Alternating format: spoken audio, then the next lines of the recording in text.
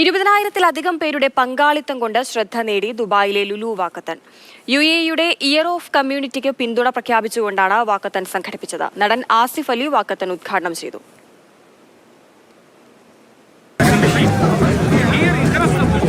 Dubai Mamzar പാർക്കിനെ purple നിറത്തിലുള്ള മനുഷ്യക്കടലാക്കി മാറ്റിക്കൊണ്ടായിരുന്നു Lulu walkathon. 3 kilometre വാക്കത്തണിൽ 23,000-ഓളം പേർ പങ്കെടുത്തു. കമ്മ്യൂണിറ്റി സേവനം, സന്നദ്ധ സേവനം എന്നീ ആശയങ്ങൾ പങ്കുവച്ച് ഇയർ ഓഫ് കമ്മ്യൂണിറ്റി ക്യാമ്പയിന്റെ പ്രാധാന്യം ഓരോരുത്തരെയും ഓർമ്മപ്പെടുത്തുന്ന വിധത്തിലായിരുന്നു പരിപാടി. വാക്ക് ഫോർ ഗ്രീൻ എന്ന ഹാഷ്ടാഗോടെയായിരുന്നു ലുലു വാക്കത്തൺ. സുസ്ഥിരതയുടെ പ്രാധാന്യം വ്യക്തമാക്കുന്ന വാക്കത്തണിന് നടൻ ആസിഫ് അലിയുടെ പൂർണ്ണ പിന്തുണ. ഞായറാഴ്ച രാവിലെ വാക്കത്തോൺ എന്ന് പറഞ്ഞപ്പോൾ ഞാൻ ഇത്രയും വലിയൊരു ക്രൗഡ് പ്രതീക്ഷിച്ചില്ല. അതിൽ മലയാളികൾ മാത്രമല്ല, എല്ലാ നാഷണാലിറ്റീസും ഉണ്ടെന്നുള്ളത് തന്നെയാണ് എനിക്ക് ഏറ്റവും വലിയൊരു അട്രാക്ഷനായിട്ട് തോന്നിയത്.